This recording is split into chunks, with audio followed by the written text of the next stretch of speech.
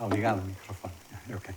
Bem, em primeiro lugar, agradecer as palavras muito generosas que me dirigiu. Eu tenho muito gosto em estar aqui convosco. Eu tenho uma relação com o Eiras já há muito tempo. Conheço o Instituto Gulbenkian de Ciências já há quase, não sei quantos anos, 40, 50 anos, já há muito tempo. E depois tenho vindo a acompanhar aquilo que tem acontecido no ITQB, no IBET e muitas outras instituições de investigação que existem e que foram criadas aqui em Oeiras. E, portanto, é com muito gosto que estou aqui convosco hoje e agradeço o convite para estar aqui a falar-vos. E eu queria dizer-vos que aquilo que eu quero trazer são alguns exemplos, algumas formas de olhar para 2 ou 3 grandes problemas que nos estão a afetar hoje em dia e tentar perceber o que é que se sabe, o que é que não se sabe, o que é que estamos à procura de encontrar para tornar a nossa vida futura, a vida dos nossos filhos e netos e bisnetos e por aí fora, uma vida de qualidade neste planeta em que vivemos. E começo pela palavra democracia. A palavra democracia está muito frágil atualmente. O número de democracias que existem por esse mundo fora é relativamente pequeno e muitas delas estão frágeis, estão a sofrer ataques diários e, portanto, mais uma razão para vir aqui num mês importante para Portugal, falar um pouco da democracia e como é que nós podemos ajudar a democracia a tornar-se mais robusta e a tornar-se mais fidedigna em relação à forma como nós olhamos para os nossos irmãos e irmãs e por aí fora. E, portanto, o meu desejo é falar um bocadinho sobre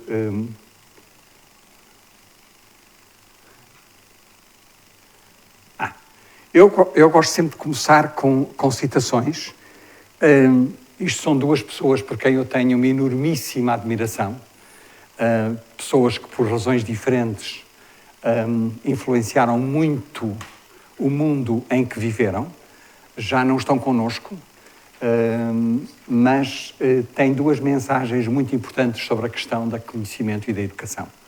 O primeiro é o Nelson Mandela, que eu ainda tive o luxo de conhecer, uma diva, como era conhecido por aqueles que estavam mais próximos dele, e que disse esta frase, que eu acho que é uma frase fundamental, uma população que esteja educada, seja enlightened and informed, é uma das melhores maneiras de promover a saúde da democracia.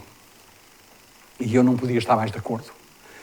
E o Jefferson, que foi o homem que criou a primeira universidade secular nos Estados Unidos, e que diz uma coisa também que vai ao mesmo encontro, que é whenever the people are well informed, they can be trusted with their own government. Isto são é um bocadinho wishful thinking, quer dizer, mas é no fundo aquilo em que eu também acredito e é aquilo em que eu acho que todos nós trabalhamos todos os dias para conseguir construir a tal democracia de que todos, que não é um sistema perfeito, já dizia o Churchill, como todos sabem, mas que é de todos aqueles que foi experimentado o melhor. Não há outros que substituam a democracia. Para que é que serve o conhecimento? Porque é que nós passamos décadas da nossa vida a aprender, a acumular o nosso conhecimento. Para a realização pessoal, nós estávamos há bocado a falar das experiências extraordinárias que tivemos quando descobrimos qualquer coisa, pode ser nas artes, pode ser na ciência, pode ser noutra coisa. Há uma revelação qualquer e que nos marca para o resto da vida. Para potenciar o bem-estar das populações, dos cidadãos, para treinar profissionais competentes, desde médicos, engenheiros, arquitetos, mas também jardineiros, cozinheiros, enfermeiros, todas aquelas pessoas que nós reconhecemos como sendo altamente competentes e que levaram muito tempo a chegar lá, porque aprender. Para avançar as fronteiras do conhecimento é mais difícil, nem toda a gente, nem todos nós conseguimos avançar as fronteiras do conhecimento. Leva mais, é mais complicado, não é assim tão fácil, mas também é uma das funções. E também para desenvolver uma responsabilização, não só individual de cada um de nós, mas social e ambiental. E se tivermos sorte, eu ponho ali a vermelho, se tivermos sorte, conseguimos construir uma autoconfiança que seja lúcida e que não seja arrogante. Porque muitas vezes as pessoas que têm muito conhecimento são tristemente arrogantes, na minha opinião, quando no fundo deviam saber que quanto mais a gente sabe, menos sabe sobre. E, portanto, construir uma autoconfiança lúcida não é fácil. Eu estou há 78 anos a tentar e vou-me aproximando às vezes, mas não é fácil, para depois fundamentar políticas robustas nas democracias em que nós vivemos. E eu gostava de deixar de falar em filosofia, em teoria, e passar para 3 exemplos concretos da importância do conhecimento e daquilo que o conhecimento nos tem trazido. E é destes 3 exemplos que eu gostava de passar agora algum tempo convosco a discutir. O primeiro que eu escolho são as alterações climáticas, o tal que impressionou o vosso presidente. E é uma história extraordinária, porque a pessoa que descobriu que o CO2 era um gás de efeito estufa, como a gente costuma ouvir, foi uma senhora chamada Eunice Foote, que nem sequer era uma cientista. Ela era o que a gente chamava agora uma cientista cidadã. Ela fazia experiências na garagem, né? Juntava bocadinhos de coisas, fazia experiências, e ela fez uma experiência muito simples, que é encher 2 garrafões enormes, um de ar e outro de CO2, e pô-los ao sol. E viu que o de CO2 aumentava a temperatura mais depressa que o do ar. Não há experiência mais simples no mundo.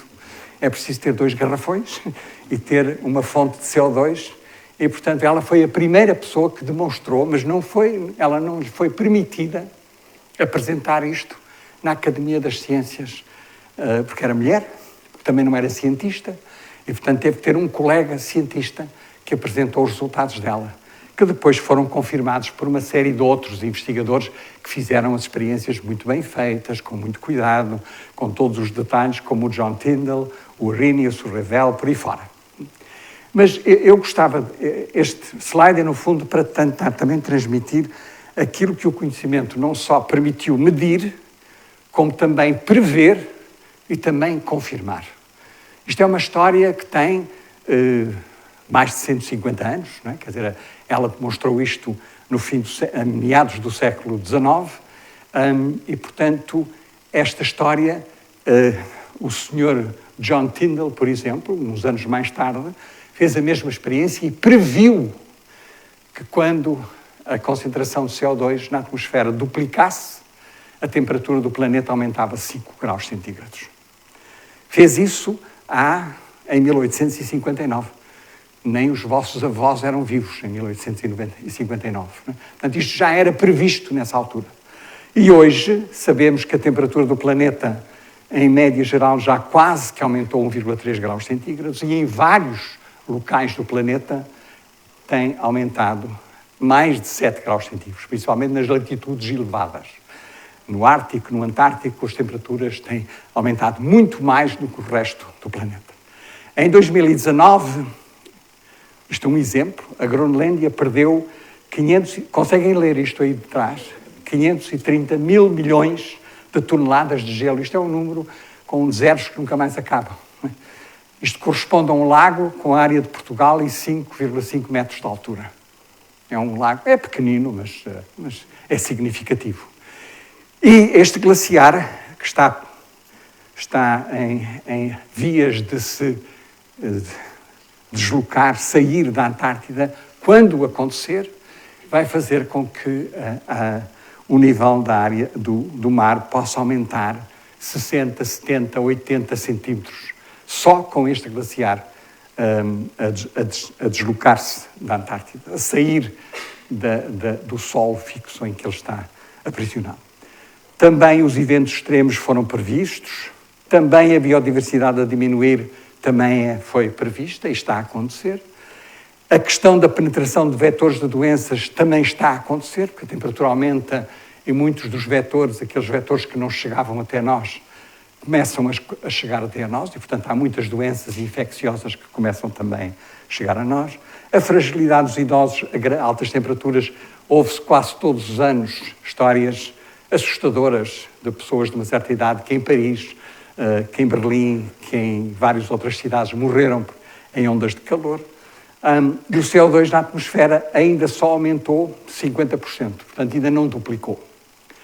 Mas está a aumentar, e está a aumentar com uma velocidade crescente. E apesar de já terem feito 29 conferências globais, 29 COPs, que são as conferências das partes, apesar dessas 29 conferências, o CO2, a concentração de CO2 na atmosfera, não só não para de aumentar, mas continua a aumentar de uma forma mais rápida. E, portanto, estamos numa situação em que sabemos muito sobre o assunto, temos muito já que foi previsto e que foi demonstrado e que foi experimentado e, no entanto, o CO2 continua a aumentar e a temperatura do planeta provavelmente vai continuar a aumentar, porque mesmo que a gente comece a diminuir a produção de CO2, vai haver um tempo em que ele vai continuar a aumentar. E o problema das megacidades são aquelas que têm mais do que costumam dizer 10 milhões de habitantes, que há um século atrás havia talvez uma cidade, hoje já há dezenas de megacidades, em que o centro da cidade normalmente tem uma temperatura que é 5 a 8 graus superior àquilo que é nos subúrbios das cidades. E, portanto, o aumento da temperatura do planeta no interior das cidades vai se sentir de uma forma ainda mais aguda. Isto só para vos dar... Eu não mostro muitos números, porque também isto é só para ilustrar aquilo que tem acontecido em relação ao consumo de energia per capita, per pessoa. E vocês veem que, por exemplo, nos Estados Unidos e na Europa, desde 1965, nós estamos a começar a baixar o nosso consumo, porque temos equipamento mais eficiente e, portanto, consumimos menos. Há carros elétricos que também estão a aparecer por todo lado. Portanto, isto está a começar a baixar, mas no resto do mundo, nas grandes regiões do mundo, não só está a aumentar, mas está a aumentar de uma forma dramática. E é óbvio que esta gente que vive aqui quer viver como nós, não é? Porque é que no mundo querer viver da mesma forma que nós? Tem todo o direito e aliás, o expectar que isso possa acontecer, a gente só espera que, quando eles chegarem aos níveis de desenvolvimento, a gente já possa ter transferido alguma tecnologia que não permita que a concentração de CO2 vá. Aqui são os aumentos na população e vocês veem que estas 3 grandes regiões têm uma população que é 10 vezes superior àquela que é da Europa e da América e que está a crescer a uma velocidade muito significativa.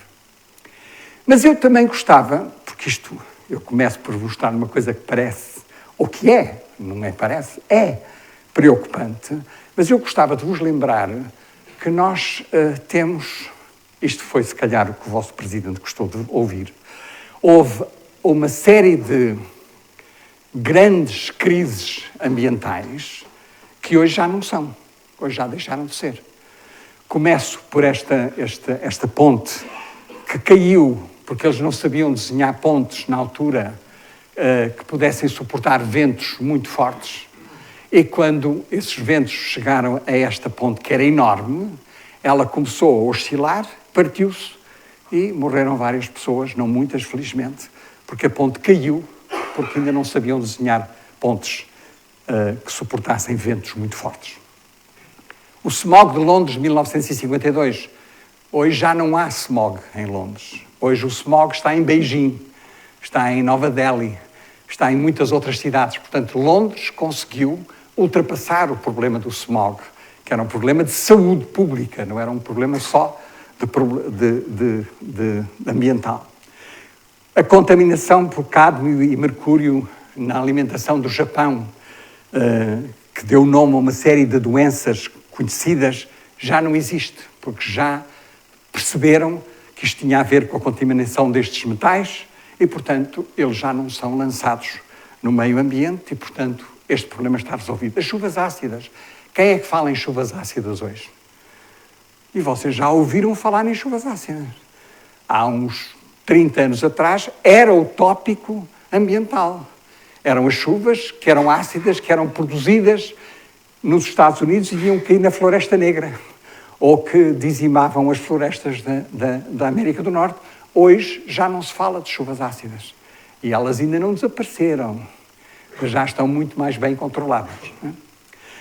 O chumbo nos combustíveis, nas tintas e nos brinquedos, também já não existe chumbo nos brinquedos, nem na gasolina. Porquê? Porque se percebeu que o chumbo era perigoso e, portanto, hoje em dia, os brinquedos já não são feitos com tinta que contém chumbo. Os brinquedos da China, não tenho a certeza. Porque não há o controle que existe no resto da Europa. Mas mesmo na Europa, o tirar o chumbo da gasolina levou muitas décadas até retirarem, depois de se saber os efeitos nocivos que tinha. O buraco do ozono, quem é que fala no buraco do ozono? Volta e meia a gente diz, aumentou um bocadinho, diminuiu um bocadinho, mas está mais ou menos controlado o buraco do ozono. Já não é, já sabemos como é que vamos lidar com o buraco do ozono. O benzeno nas garrafas de Perrier, eu não sei se isto afetou Portugal. Vocês não bebiam muito Perrier. Mas houve uma altura em que as garrafas Perrier percebeu-se que tinham benzeno, que não é propriamente uma coisa boa de se beber, não é? Que ser benzeno. E, portanto, eles tiveram que retirar dezenas de milhões de garrafas. Agora já não tem benzeno nas garrafas de Perrier, porque já aprenderam que era perigoso. As dioxinas na alimentação. Também não sei se isso foi em Portugal algum problema, mas na Bélgica foi um problema gravíssimo em que apareceram dioxinas na carne e nos ovos, a carne de galinhas e nos ovos. E, portanto, e o primeiro grande livro sobre os problemas ambientais, para aqueles que o leram, espero eu, chama-se The Silent Spring, da Rachel Carson, que falava de quê? Qual era o problema da Rachel Carson? Escandaloso. Quem é que leu o livro? Ninguém. Este livro é sobre o problema do DDT nos ovos das aves. E, portanto, o primeiro grande escândalo foi a questão do DDT, que era fundamental para proteger muitas da produção agrícola, mas que destruía os ovos das aves. E, portanto, isto é um exemplo do que o conhecimento consegue fazer em relação às crises que nós temos vindo a encontrar por aí fora. As notícias recentes na área da saúde, saindo para o segundo exemplo. E isto tem tudo a ver com os avanços nos últimos 5 anos, se quiserem. O primeiro é um exemplo que também já aconteceu em Portugal, de uma criança que nasce, de uma mãe que tem um AVC fulminante, e, portanto, ela fica sem o cérebro a funcionar, portanto, está morta medicamente, mas ela estava grávida, é mantida viva mais 2 meses e meio para a criança poder nascer, e, neste caso, os seus órgãos, 4 dos seus órgãos foram doados para salvar a vida de mais 4 pessoas. Esta ideia de manter uma espécie de útero a funcionar durante 2 meses e meio, quando a mãe está morta, choca algumas pessoas. Quer dizer, ela agora está a ser usada como um invólucro para manter uma criança, mas é para salvar a vida de uma criança e salvar a vida de mais 4 pessoas. Crianças com 3 progenitores. Também alguém já ouviu falar. Há uma série de doenças. Vamos lá ver se lembram da vossa biologia. As células têm uma coisinha lá dentro, várias coisinhas que se chamam mitocôndrias. Já lembram-se das mitocôndrias? São as pequeninas partes das células que produzem a energia que as células precisam. Nós, todos nós, nesta sala, só herdamos mitocôndrias da nossa mãe. E, portanto, nós recebemos 50,05% da nossa herança genética da nossa mãe e 49,95% do nosso pai. Portanto, recebemos o DNA todo que está no núcleo, metade de cada um deles, mas as mitocôndrias, que também têm um bocadinho de DNA, só recebemos da mãe. E é por isso que somos todos muito mais filhos da mãe do que do pai. Porque há mais esse bocadinho que a gente recebe que... e esse DNA, esse ADN, nas mitocôndrias, é responsável por produzir energia. E, portanto, quando não funciona, há doenças graves e mortais. E, portanto, há certas doenças que são transmitidas só pela mãe e que têm a ver com as mitocôndrias deficientes que ela tem. E então o que se fez foi ir buscar mitocôndrias a uma outra mulher e substituir as mitocôndrias do ovo formado, tirar as mitocôndrias que não prestavam, que estavam estragadas, e puseram as mitocôndrias saudáveis. E, portanto, este ovo agora tem material biológico da mãe e do pai 99,7% e tem um pozinho que vem de uma terceira pessoa. O que é que aparece no bilhete de identidade? Ela é filha de quem? Ou é filho de quem? É uma questão complicada, porque para já é só um bocadinho. Mas quando começarem a substituir cromosomas inteiros, que já é possível, vai ser um problema maior saber o que é que aparece no bilhete de identidade da pessoa. Né? Passa a ter três pessoas que produziram. Mas salva vidas. Torna as pessoas que não transmitem a doença hereditária. A biónica, há um vídeo no Facebook, vocês podem ver, de uma mulher tetraplégica que lhe colocaram um chip no cérebro. O chip está ligado a um computador e o computador está ligado a um robô. E ela, exclusivamente através do pensamento, dá ordens ao computador, que por sua vez dá ordens ao robô, que vai buscar uma chávena de café e que lhe traz a boca para ela beber e põe a chávena de café outra vez em cima da mesa. Podem ver isto no YouTube, está lá. Treme um bocadinho, mas funciona, só através do pensamento. E hoje já há sistemas em que a pessoa só a pensar consegue dar ordens para escrever um texto, através de uma ligação direta entre o computador e a pessoa.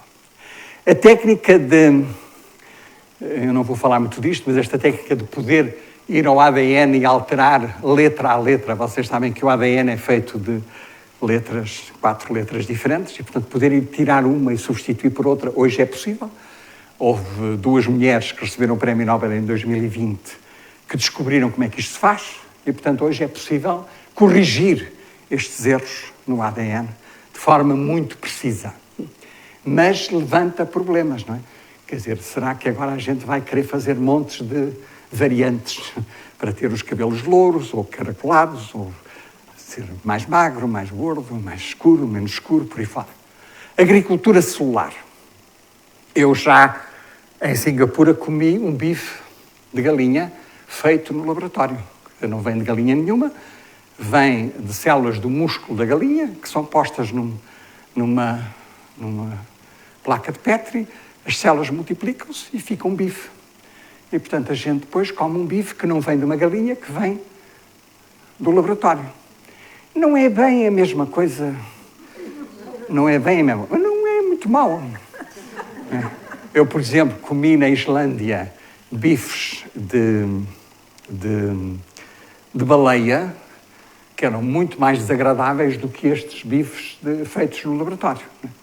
O outro grande desenvolvimento é leite materno. Há muitas mulheres que não conseguem produzir leite para os seus filhos. Não é? Isto até às vezes as culpabiliza um pouco, ou elas são culpabilizadas por isso.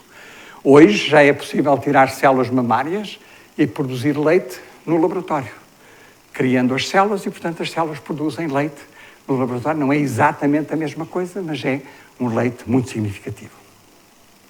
Há aqui outros exemplos. Este também é muito interessante. para lá dos xixis e do cibi. Agora está muita gente a discutir a identidade. Não é? Está na moda a identidade. Bem, e a história aqui é uma história muito fascinante de uma jovem que ia competir nos Jogos Mundiais em Berlim, há 15 anos atrás, e que um mês antes de ir competir foi informada pelo seu treinador que ela não podia competir porque ela não era uma ela, era um ele.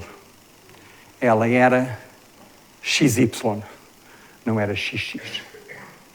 Como é que ela não sabia? Como é que era possível que ela não soubesse que era que XY não era XX? Porquê? Porque para que haja a diferenciação, para que a gente seja homem ou mulher, é preciso que haja hormonas que sejam produzidas para levar nessa direção. Mas as hormonas só funcionam se a pessoa tiver receptores das hormonas. Se a pessoa não tiver receptores das hormonas, pode produzir as hormonas todas que quiser, elas não têm efeito nenhum. E, portanto, ela produzia testosterona, como qualquer homem, mas não tinha receptores e, portanto, fisicamente ela era uma mulher. Tinha seios, tinha uma vagina pequena, mas tinha uma vagina, mas era XY, não era XX, e, portanto, ela foi impedida de competir quando começaram a aparecer os primeiros testes genéticos sobre a identidade das pessoas. Isto é uma história fascinante, porque a gente... Quer dizer, ninguém pensa nisto, não é? Quer dizer, a gente acha que... Eu imagino que há pouca gente nesta audiência que tenha dúvidas sobre aquilo que é. Não sei, pode haver. Não é? Eu, às vezes, não tenho muito bem a certeza, mas porque às vezes há coisas de um sexo com que eu não me identifico de maneira nenhuma, e, portanto, mas isto é uma história que tem uma base científica muito profunda por trás dela e que é fascinante ao mesmo tempo. A questão dos Big Data, que agora está toda a gente a falar do ChatGPT, houve também uma história que apareceu em que havia alguém que dizia que se for aos likes, as pessoas põem likes, não sei o quê. Se uma pessoa conhecer 30 likes de alguém, deste senhor, por exemplo, vai lá ver e consegue ver o que é que ele gosta, a pessoa com os 30 likes consegue conhecê-lo melhor do que um colega. Consegue prever como é que se comporta, como é que vai ao restaurante, o que é que vai pedir, como é que se... Se tiver 80 likes ou 100 likes, consegue prever melhor do que um irmão, por exemplo. Se tiver 300 likes, consegue conhecer melhor do que a própria consorte, não é? A mulher ou o marido, consegue prever como é que funciona. E eu costumo dizer, se tiver 1000 likes, se calhar consegue perceber melhor do que a própria pessoa, não é? Saber como é que vai reagir em situações diferentes. Surpresas. Também gosto muito deste slide, porque também tira algumas peneiras. 2/3 das células no vosso corpo, 2/3 das células no vosso corpo, e no meu também, não sou exceção, não são células humanas. São células de bactérias, são células de fungos, são células de parasitas. Portanto, nós somos um ecossistema em que 2/3 das células no nosso corpo não são células humanas. Estranho. Quer dizer, não é óbvio. 95% da informação genética que transportamos não é humana. É dessas bactérias, é desses fungos, é desses parasitas que nós transportamos. Portanto, a gente dizer que somos geneticamente só aquilo que o nosso pai e a mãe nos deu, isso é só 5% do total. O que também, para aqueles que têm peneiras em serem humanos e acham que são muito superiores a tudo o resto, isto é uma boa novidade. Põe-nos no nosso lugar imediatamente.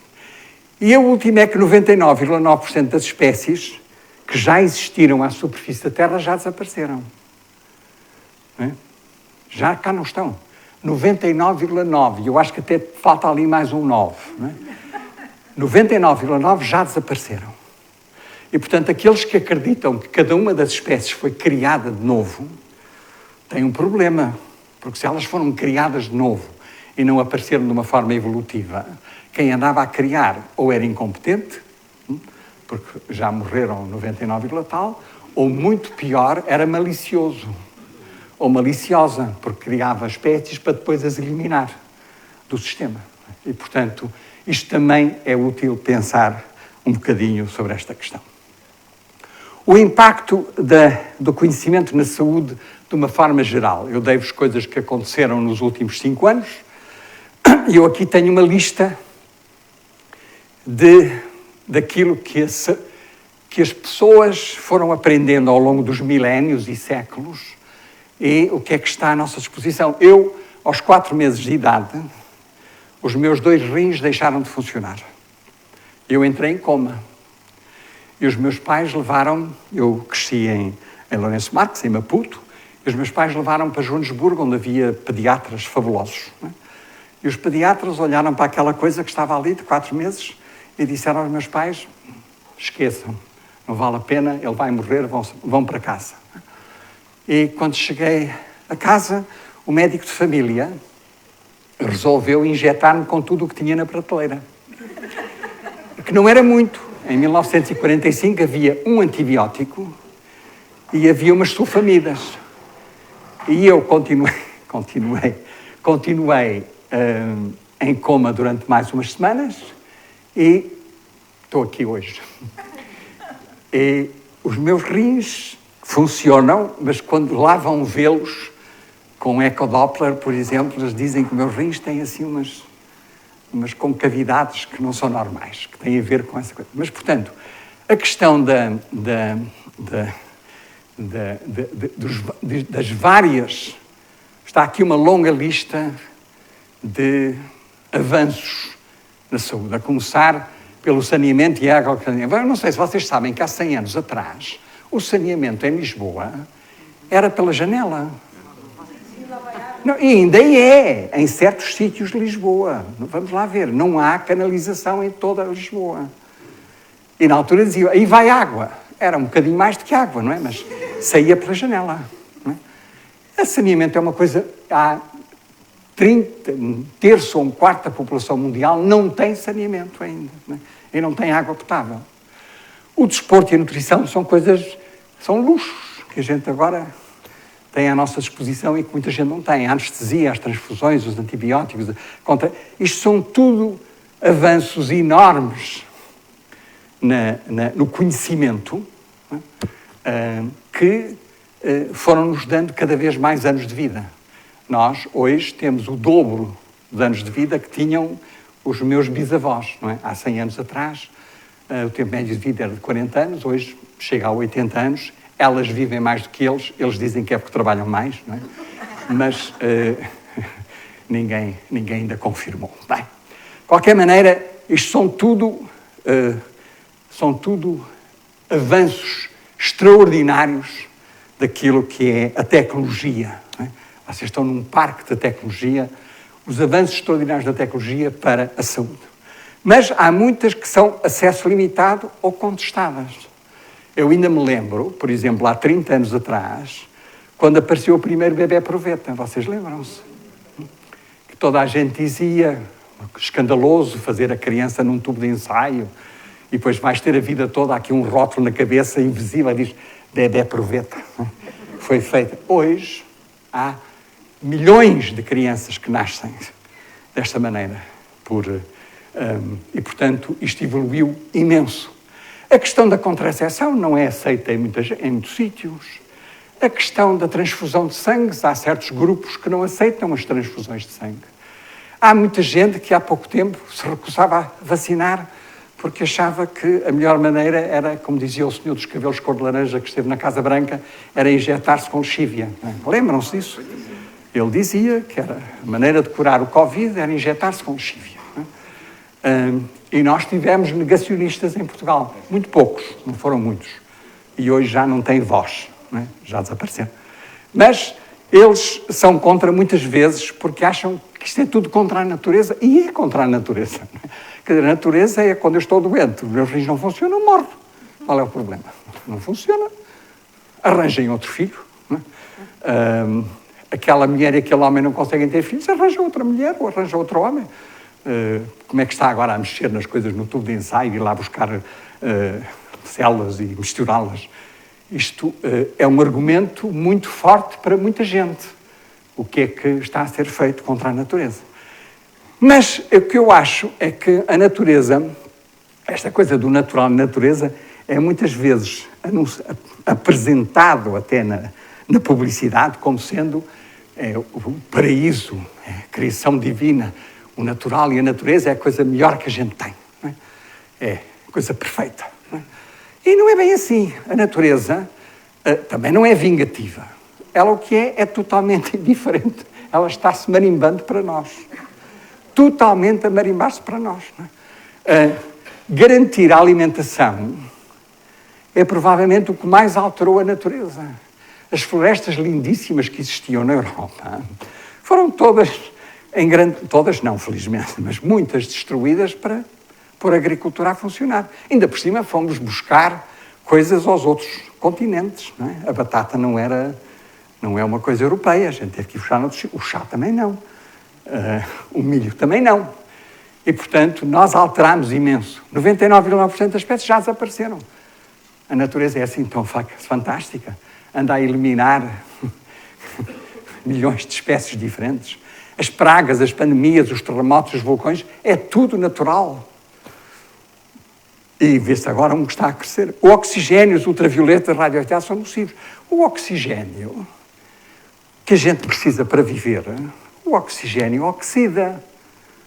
Vocês sabem que o ferro enferruja, sabem que o leite azeda, sabem que a manteiga, de ficar cá fora, também se estraga.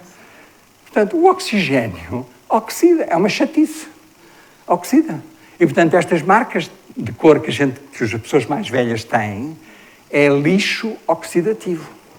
Que enquanto nós somos jovens, temos os mecanismos para nos livrarmos disto, e quando chegamos a uma certa idade, já não temos esses mecanismos. E eles acumulam-se. E estas manchas de cor não é só na pele, é nos órgãos todos que a gente tem, que a gente não vê, mas estão lá. Estes depósitos de cor estão lá. Né? E, portanto, isso é tudo oxigênio. E aquelas pessoas que que chegam aos 70 anos e vão começar a fazer jogging, né? E que esquecem-se que quando estão a fazer um jogging muito intenso, consomem 5, 6, 7 vezes a quantidade de oxigênio normal. Eu não sei o que é que andam a fazer ao seu corpo. Podem ajudar um bocadinho nas articulações, é verdade. Né? Mas no resto só estão a oxidar mais depressa e, portanto, a envelhecer mais depressa. Por isso é que eu não faço muito exercício. Eu mexo a chávena de café e já não é nada mal. Não, gosto de andar, não posso mentir, gosto de andar. As colisões com asteroides são raras naturais, a inovação tem sido grande modificadora, os fundamentalismos até parece que são naturais, não é? Que estão a aparecer por todo lado. Último tema que eu queria falar convosco é a desaceleração demográfica mundial.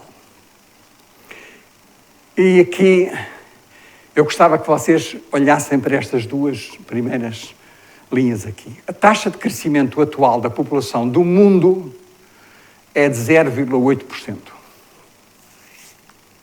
É a taxa de crescimento da população. São 70 milhões de pessoas novas que aparecem, que estão... Não aparecem. 70 milhões, a população mundial aumenta 70 milhões de indivíduos por ano, mais ou menos. Mas, em 1960, quando nenhum de vocês era vivo, a taxa era de 2%. Eu estou a ser simpático. Também comigo. Mas era mais do dobro em 1960.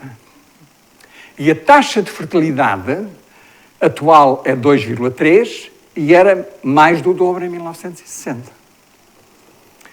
E, portanto, isto está a levantar aqueles problemas que nós todos conhecemos. Não é? Temos a população a envelhecer, a saúde é cada vez mais cara. O que é que fazemos? Eu não vou falar agora do que fazemos, podemos discutir mais tarde. Mas as previsões mais recentes são das Nações Unidas. Há pouco tempo eles previam um máximo de 11 mil milhões. Nós estamos com 8 mil milhões. E já temos problemas com 8 mil milhões. 11 mil milhões em 2100, com uma taxa de fertilidade de 1,9. 1,9 quer dizer que a população não se substitui. E, portanto, vai estar a decrescer, né, no processo. Eu, conhecendo algumas pessoas, até é capaz de ser melhor. Bem, mas, enfim. O Lancet, que é uma grande revista, é uma das 2 maiores revistas médicas do mundo, preveu, há 4 anos atrás, que o máximo não vai chegar a 10 milhões e que a taxa de fertilidade em 2006 será de 1,66, portanto, ainda mais baixa do que aquela. O que é que isto vai fazer? Vai fazer uma coisa muito clara, que é a alteração das pirâmides populacionais. Nós costumávamos ter muito poucos velhos e muitos jovens, agora estamos mais ou menos assim, mais ou menos a mesma concentração, e se calhar vai ficar assim, com menos jovens e mais velhos. E, portanto, isto vai afetar o mercado de trabalho. Não há dúvidas nenhumas. E, portanto, temos que pensar, isto é o que está previsto e é o que está a acontecer. Já está previsto há mais de 70 anos. Não é uma descoberta nova. Já se sabe isto há mais de 60 anos. E, portanto, há certos governos que estão a tentar... Porquê é que isto aconteceu? Porquê é que isto aconteceu? Não, é muito simples. Começaram a educar as mulheres. Na Índia, em Kerala, em 1940, a taxa de reprodução das mulheres era de 6,3. Começaram, nessa altura, a dizer o número de anos de escolaridade para as mulheres tem que ser igual ao número de anos de escolaridade para os homens. Que não era. Era metade para as mulheres do que era para os homens. E agora, a taxa de fertilidade no Kerala é 2,3. Porquê? Porque as mulheres aprenderam que, se calhar, reproduzir não era a única coisa que queriam fazer. Era uma das coisas que queriam fazer. Mas não tinha que ser, nem sequer a mais importante. Tinham outros desejos na vida do que estar a reproduzir-se e a manter a população. O que é que nós estamos a fazer conscientes da emergência climática? Isto também, o nosso presidente também se calhar gostou de ver isto, porque isto é tudo aquilo que está a acontecer.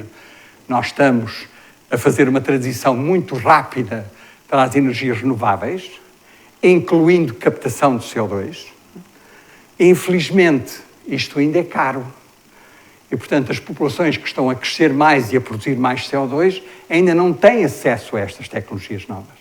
Portanto, a nossa função é desenvolver tecnologias que sejam acessíveis a que isso possa ser feito e que eles possam usar isso para também diminuírem a sua produção. A economia circular, a agricultura inteligente, a agricultura em que se sabe medir as concentrações de água na terra e, portanto, não desperdiçar água à tola, a eficiência da água e energia. Eu quando cheguei a Portugal,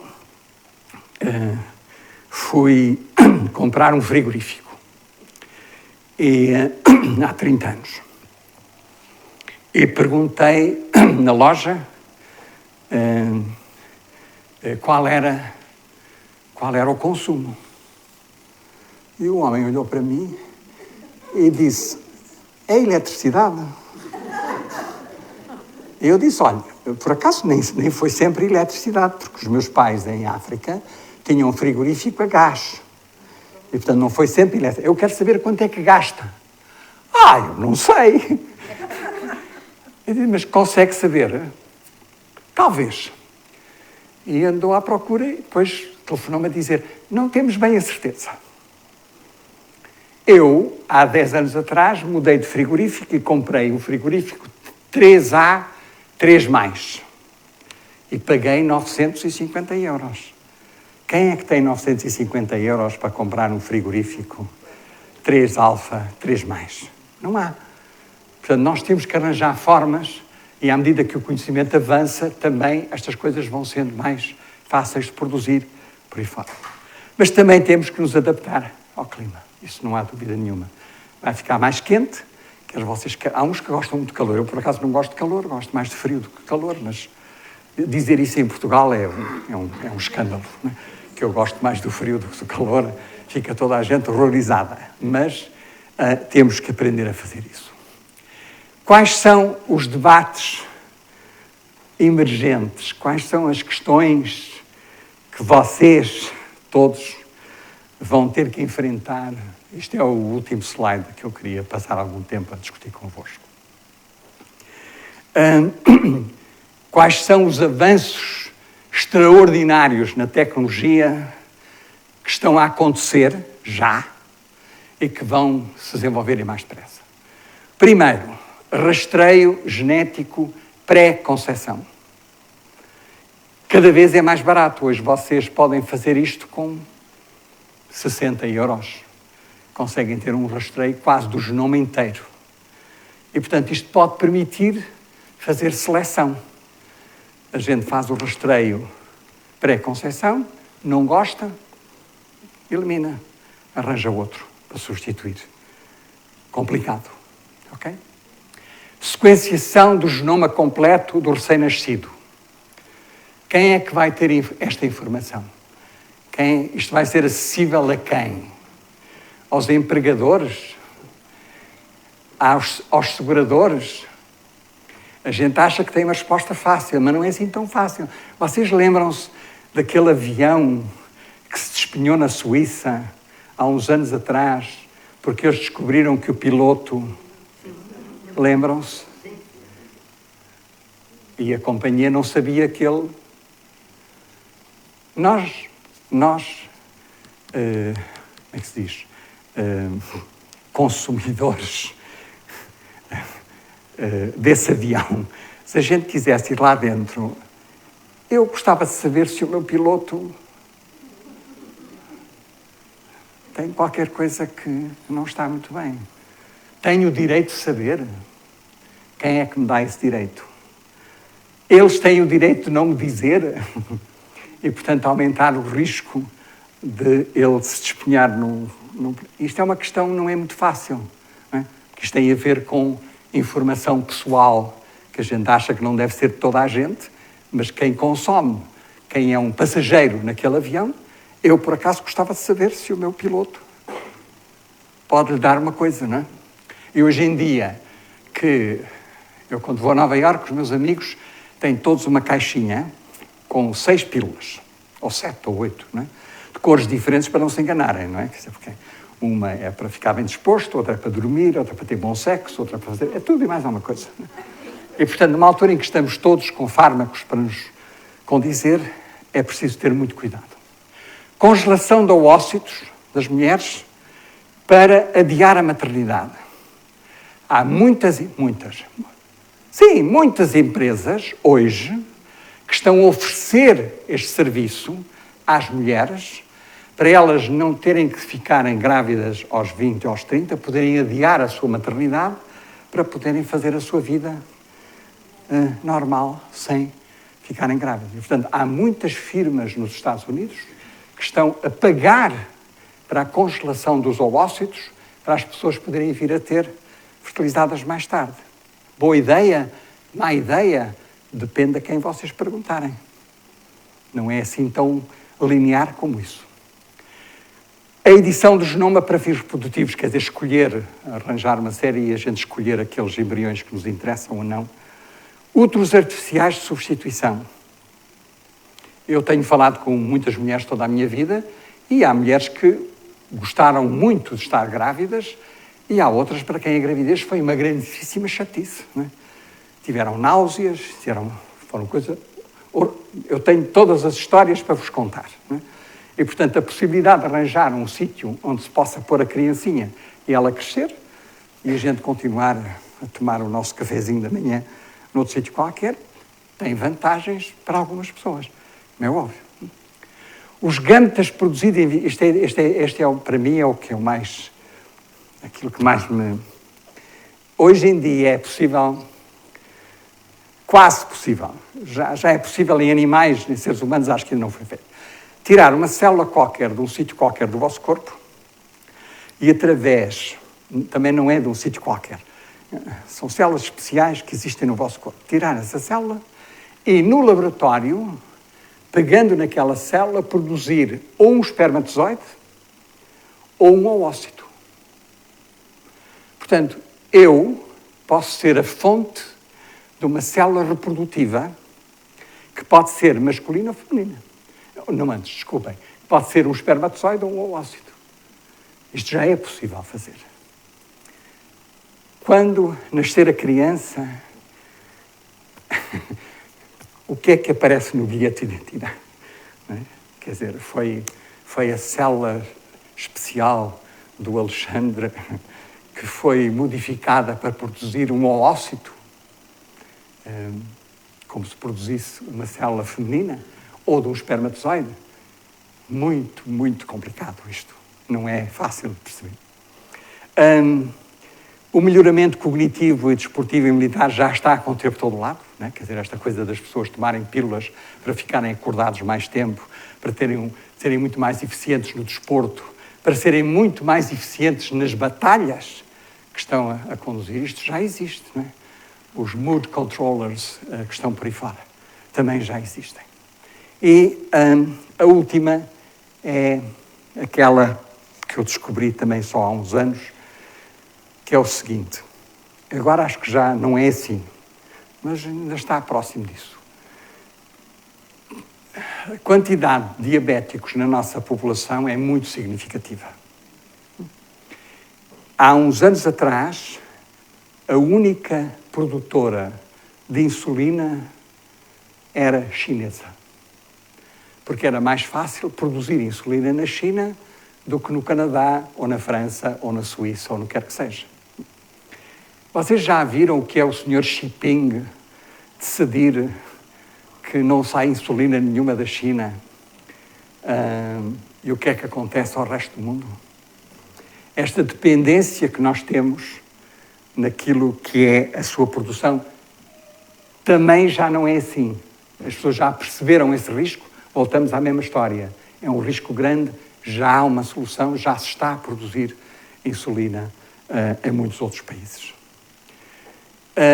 Eu tenho 2 livros que recomendo para as vossas férias. Um que é de uma pessoa muito conhecida, o Thomas Piketty, mas que é um livro pequenino e é sobre a igualdade, não é sobre as desigualdades. Ele é muito famoso por ter escrito uma data de livros sobre as desigualdades crescentes do mundo. Este livro é um livro absolutamente fascinante sobre aquilo que ele chama uma breve história da igualdade, daquilo que foi feito nos últimos séculos até hoje. E como a identidade também está na moda, como eu disse, este do Zygmunt Bauman, que é um polaco, é uma entrevista, também vale a pena ler, porque é muito, muito, muito provocador e faz-nos pensar sobre aquilo que a gente acha das identidades que estão. E acabo, para concluir, um resultado muito interessante do Eurobarómetro, um Eurobarómetro feito há uns anos atrás na União Europeia. Os portugueses saem desse estudo como sendo os mais curiosos e confiantes na capacidade de conhecimento de resolver desafios. Isto é interessante, que a gente também não estava à espera disso, né? A gente passa o tempo a dizer mal. Quer dizer, você não há português nenhum a que você me pergunta como é que está, que não diga mais ou menos. Vai-se andando. Quando eu digo que estou ótimo, fica tudo a olhar para mim. Como é que é possível? Teve em cirurgia durante 6 semanas, está ótimo, não deve estar bom da cabeça, de certeza absoluta. Não é? Portanto, isto foi um resultado muito interessante e eu acho que a experiência da pandemia reforça isto. Não é? Quer dizer, nós começámos com alguns negacionistas, mas hoje em dia a população portuguesa é se calhar uma das populações que está mais vacinada em todo o mundo contra o Covid. Isto foi um processo complicado. E havia muita gente a fazer troça. Não sei, vocês lembram-se quando havia aquelas reuniões em que ia o Presidente da República e o Presidente da Assembleia e o Primeiro-Ministro e os ministros não sei o quê iam para o Infarmed e estavam ali uma manhã inteira a ouvir. Eu tive montes de colegas que diziam, mas que coisa disparatada, o que é que isto é só para inglês ver. E Portugal, efetivamente, tem hoje uma população altamente vacinada contra o Covid. E depois, a última frase, que eu também gosto muito, é de um matemático, de um cientista, de um filósofo, e que se aplica hoje em dia de uma forma, digamos, magistral. Ele diz, the whole problem with the world, não preciso traduzir, mas não, the whole problem with the world, o problema do mundo, is that fools and fanatics are always so certain of themselves and wiser people so full of doubts. É muito difícil traduzir fools para português. Como é que vocês traduzem um fool? Não é um bobo. Não é bem, um fool é a silly person. Uma pessoa disparatada. Um fool é um que não tem consciência. E eu acho que em inglês funciona muito bem. O problema do mundo, e hoje, mais do que nunca, é este o problema que a gente enfrenta. E muito obrigado pela vossa atenção.